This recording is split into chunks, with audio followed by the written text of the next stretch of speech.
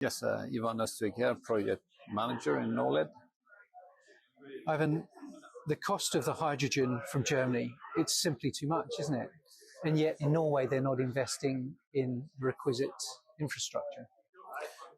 Yes, compared to the diesel we are comparing to, it's 2 or 3 times the price. So this is not sustainable in the long run. We need to have local hydrogen production in Norway and to see how the cost can come down in the longer run. You presented the vessel design, and we have a very astute audience here, as you know. Someone asked you about what it means to incorporate 2 4-ton tanks of hydrogen on the upper decks. Could you tell our audience whether or not this affects the ship's stability, whether that's feasible on larger ships, knowing that they would obviously require larger volumes of hydrogen? Yeah, no, this is technical and operational feasible. You have to be a bit careful if you do this as a retrofit and do your checks. But if you do a new design, this is incorporated, so this is not a problem for a naval architect.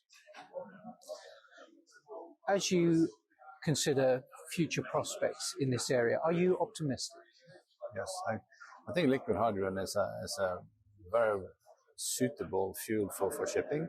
It has many of the same characteristics for LNG, which we have now 20 years of experience in Norway with and in the world. So it's the steel quality, the steel material used for LNG tanks is the same as used for liquid hydrogen tanks. Of course, there are some issues you need to take care of and be a bit more careful with hydrogen, but all in all, it seems like liquid hydrogen is something that we should really look more into for shipping green ship projects. One of those issues, of course, is the quality of the hydrogen itself. Yes. The regulatory picture, has that improved since we last spoken? Is it supporting you in the further development of hydrogen fuel shipping? Yes, the fuel cell rules are up and running now, and we have a lot of support from them now. We have updated the fuel cell rules from our project. So basically, the fuel cell and the fuel cell room, you have a kind of a recipe now. For the storage system, you have to do the risk-based design, alternative design.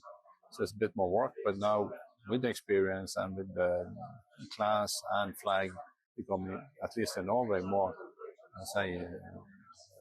competence in this area, I think project number 2 will go much faster than number 1.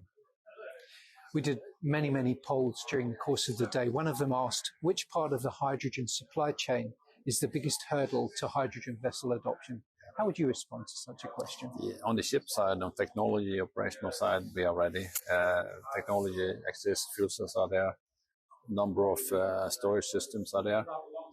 We simply need a large-scale hydrogen production and preferably liquid hydrogen, because that's I think that is the way to go in the long run. It's a sustainable solution for the long-term solution.